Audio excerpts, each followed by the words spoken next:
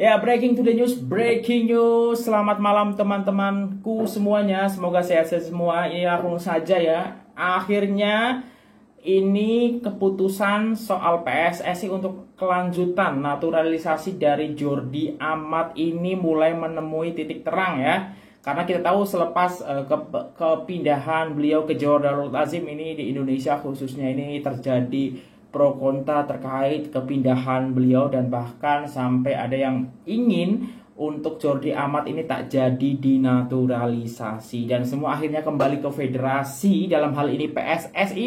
Tentu saja PSSI mengikuti apa keinginan dari Sintayong selaku juru latih ataupun pelatih dari tim nasional Indonesia, dan semuanya sudah menemui titik terang karena beberapa saat yang lalu PSSI sudah mengeluarkan artikel ataupun mungkin pernyataan terkait kelanjutan dari Jordi Amat ya. Sebelum ini Sintayong ketika ditanyain tidak mau berkomentar ya, fokus ke Piala AFF U19, tapi ini sudah ada infonya ya dari website resmi PSSI. Nah, seperti apa dan apa ini akan dipastikan bahwa Jordi Amat akan segera mendapatkan paspor Indonesia. Langsung saja saya bacakan ya. Dan juga nanti akan saya ada juga 5 alasan kenapa Jordi Amat ini tetap harus dilanjutkan dinaturalisasi ya. Ini dari PSSI ya, kurang lebih jam setengah 4 tadi ya, beberapa jam yang lalu. Judulnya adalah proses naturalisasi Jordi Amat jalan terus ya. PSSI dan pelatih Sintayong tetap memutuskan untuk melanjutkan proses naturalisasi untuk calon pemain naturalisasi Jordi Amat. Bahkan pelatih asal Korea Selatan itu menulis langsung surat yang ditujukan kepada Ketua Umum PSSI Muhammad Irawan untuk melanjutkan proses naturalisasi itu. Ya, STY menulis surat pada tanggal 30 Jun 2022. Intinya proses naturalisasi diminta dilanjutkan.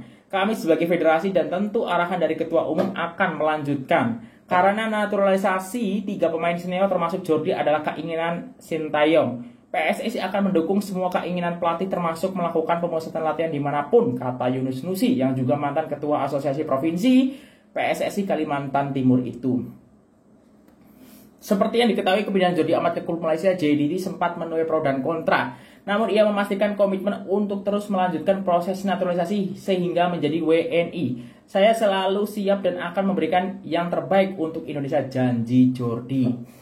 Adapun Jordi Amat memang sudah lama digosipkan akan bergabung dengan Johor Darul Azim, terutama setelah memulai proses naturalisasi menjadi WNI. Ex-pemain Swansea City itu sempat menyanggah rumor itu di Jakarta, lalu akhirnya mengakui saat ikut pemusatan latihan timnas senior di Bandung. Seperti diketahui, Liga Super Malaysia mengizinkan klub mendatangkan 5 pemain asing dengan rincian 3 asing bebas, 1 Asia dan 1 ASEAN. Adapun JDT belum lama ini melepaskan bek asingnya asal Brazil yaitu Mauricio. PSSI dan Sintayong berharap proses naturalisasi segera rampung. Jordi dibutuhkan untuk menambahkan kekuatan di lini belakang. Selain itu juga masih ada Sandy Walsh dan juga Saint Petinama yang juga masih dalam proses naturalisasi Imbuh Yunus. Ya, karena ini langsung dari officialnya PSSI, websitenya resminya, jadi ini sudah clear untuk PSSI ini confirm untuk melanjutkan proses naturalisasi. Nah, apakah dengan PSSI ini confirm atau melanjutkan proses naturalisasi sudah jadi jaminan ya Jordi Amat ini akan 100% dinaturalisasi? Ini menurut aku juga belum 100% ya, karena ini masih juga proses, apalagi yang aku baca-baca ini prosesnya sudah sampai di DPR dan juga ada salah satu anggota dewan juga yang nampaknya kurang setuju dengan proses ini, dan apakah nanti akan berlanjut sampai ke presiden dan akhirnya nanti mendapatkan paspor dan atau sumpah dan juga mendapatkan kewarganegaraan Indonesia. Kita tunggu saja, tapi yang jelas ini makin kuat bahwa ini akan segera dilanjutkan dan memang PSSI sendiri pengen untuk segera mendapatkan Jordi Amat untuk bermain di skuad senior, mungkin untuk FIFA Matchday agenda selanjutnya ataupun mungkin di Piala AFF ya. AFF. Nah, ini ada kaitannya nanti 5 alasan kenapa Jordi Amat alasan Jordi Amat harus dinaturalisasi. Nah, untuk gambaran ya, kalau aku baca untuk proses naturalisasi Jordi Amat ini dari kumparan.com ya. Jadi pertama berkas PSSI ke Kemenpora, Kemenkumham, kemudian ada proses telaah administrasi oleh Ditjen AHU, kemudian ke Setnek, BIN, Setnek lagi, ke BIN, terus ke DPR, sidang, surat keputusan presiden, dan sumpah WNI. Nah, itu nanti terakhirnya. Nah, kalau aku tak salah nih sudah sampai sekarang ada di DPR ya. Jadi tinggal disidangkan, kemudian nanti keluar SK dari presiden ya. Jadi ya kita tunggu saja, karena sekali lagi ini federasi jelas sudah menginginkan prosesnya dilanjut. Nah, tinggal nanti ini di di pemerintahan di DPR apakah disetujui atau tidak ya. Aku kalau koreksi kalau aku salah, tapi aku baca-baca kemarin ini nama-namanya sudah diterima ya oleh pihak DPR, dan ya semoga segera diproses ya, karena ini memang keinginan Sintayong dan juga dari PSSI sendiri ya untuk memfasilitasi keinginan dari Sintayong. Ya kita tunggu saja ya untuk kelanjutannya seperti apa. Nah, kemudian terlepas ini memang makin kuat bahwa Jordi Amat akan tetap dinaturalisasi ya.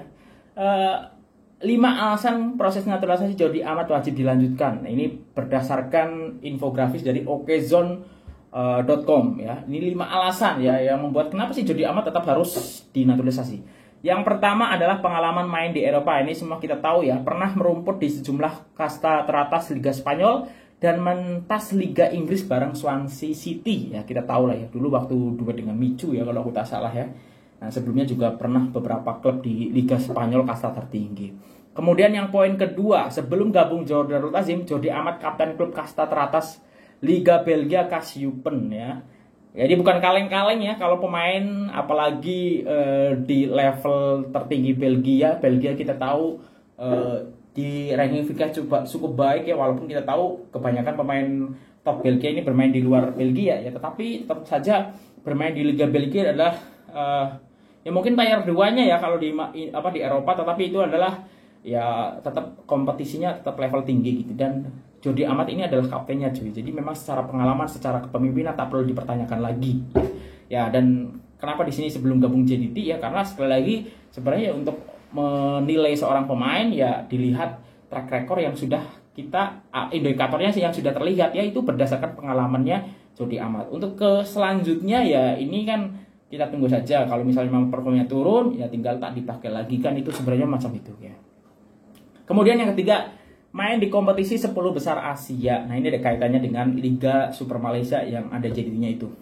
Saat ini Liga Malaysia menempati peringkat 9, jauh mengungguli Indonesia di posisi 27. Di Liga Champion Asia 2022 JDT lolos ke 16 besar dengan status juara grup, mengungguli Kawasaki Frontale, Ulsan Hyundai Korea, dan juga Guangzhou Cina. Ya, kita tahu ini masih berlaku dan Agustus ini JDT akan bermain ya untuk Liga Juara-Juara Asia. Nah, aku tak tahu apakah ada kesempatan, ada chance Jordi Amat main atau tidak. Kita tunggu saja nanti ya. Ini menarik ya kalau Jordi Amat sudah bisa turun di Liga Juara-Juara Asia di JDT, karena sebenarnya banyak yang mempertanyakan di Indonesia adalah soal kompetitif level di Malaysia ya. Kalau mungkin di JDT sendiri memang oke lah secara kualitas. Mungkin yang dipertanyakan adalah kualitas liganya, dan sebenarnya mungkin di liganya tidak terlalu kompetitif, dan yang didapatkan ada di Liga Juara-Juara Asia ya, walaupun memang itu frekuensinya tidak terlalu sering ya, tapi memang jadi garansi tiap tahun pasti ke Liga Juara-Juara Asia. Dan ini kalau misalnya nanti Jordi Amat boleh turun di Liga Juara-Juara Asia yang Agustus ini akan berlaku, ini akan menarik ya. Kita akan tengok seberapa kemampuan dari Jordi Amat ya. Ini menarik lah. Yang keempat, ini berarti yang ketiga ding. Jadi yang pertama pengalaman main di Eropa, main di kompetisi 10 besar Asia. Yang ketiga punya banyak waktu istirahat ya. Dengan main di JDT, Jordi Amat memiliki waktu istirahat lebih banyak dan tenaganya bisa sangat diandalkan untuk memperkuat skuad Garuda ya. Ini juga yang sudah dimention oleh Jordi Amat di klarifikasinya di Instagram ya. Mungkin ini pertama kalinya Jordi Amat membuat sebuah klarifikasi gara-gara transfernya beliau gitu ya. Ini menarik. Kemudian yang kelima ya, itu adalah turun di Piala AFF ya. Ini menarik juga ya, ini saya ulang ya. Pertama, pengalaman main di Eropa.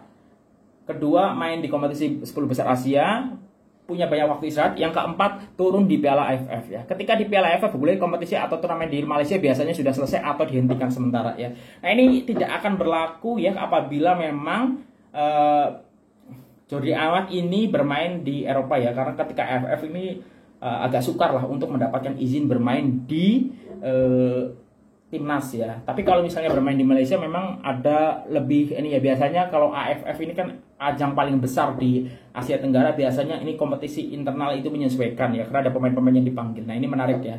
Dan kemungkinan ini bisa dipakai akhir tahun ya, walaupun ya lebih banyak yang butuh Jordi Amat ini untuk di Piala Asia. Tapi kalau misalnya boleh dipakai di Piala AFF untuk mengakhiri puasa gelar, itu juga lebih baik ya nanti ya di akhir tahun ini. Yang terakhir, yang kelima, infrastruktur klub mumpuni. Nah, saya bisa mengunjungi semua fasilitas mereka. Saya bisa jamin kepada teman-teman semua bahwa fasilitas seperti ini belum pernah saya temui di tim saya sebelumnya. Nah, bahkan seorang Jordi Amat yang sebelum ini bermain di Eropa bilang bahwa fasilitas yang ada di Johor Darul Ta'zim ya belum pernah ditemui beliau ketika bermain di Eropa. Ya berarti kalau di Liga Inggris dia bermain di Swansea ya, berarti belum menemuinya juga di Swansea. Begitu juga ketika di La Liga ya. Jadi ini menunjukkan bahwa fasilitas JDT ini bukan kaleng-kaleng.